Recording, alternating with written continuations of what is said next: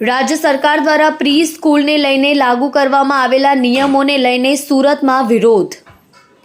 15 વર્ષનો ભાડા કરાર રાજ્ય સરકારે કમ્પલસરી કર્યો છે, જે ખૂબ જ મુશ્કેલ હોવાનું સ્કૂલ સંચાલકો કહી રહ્યા છે।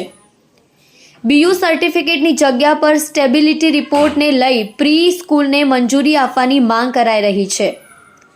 રાજ્ય સરકાર ફ્રી સ્કૂલ સંચાલકોને સાથે રાખીને નિયમો ઘરે તેવી રજૂઆત સંચાલકોએ કરી।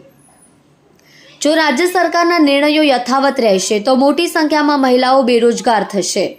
સુરતમાં અંદાજિત 5 લાખ જેટલી મહિલાઓને રોજગારી આ પ્રી સ્કૂલથી મળી રહી છે। મારું નામ રશ્મિ ગોયાણી છે। 15 વર્ષથી પ્રી નર્સરી ચલાવું છું અને મારા હસબન્ડ એક્સપાયર થઈ ગયા એને પણ 15 વર્ષ થયા।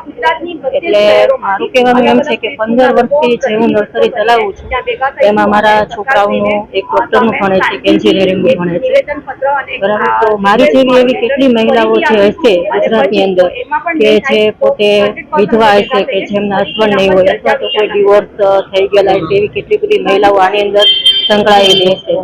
તો સરકારશ્રી જે 1250 રૂપિયા આપે છે કે વિધવા મહિલાઓને 1250 રૂપિયા દર મહિને એકાઉન્ટમાં આપે છે, તો એ જરૂર નથી 1250 રૂપિયા, પણ અત્યારે જે સ્વનિર્ભર જે પોતે છે તો એમાં થોડોક સરકારશ્રી ટેકો આપે એવી મારી થોડી વિનંતી છે।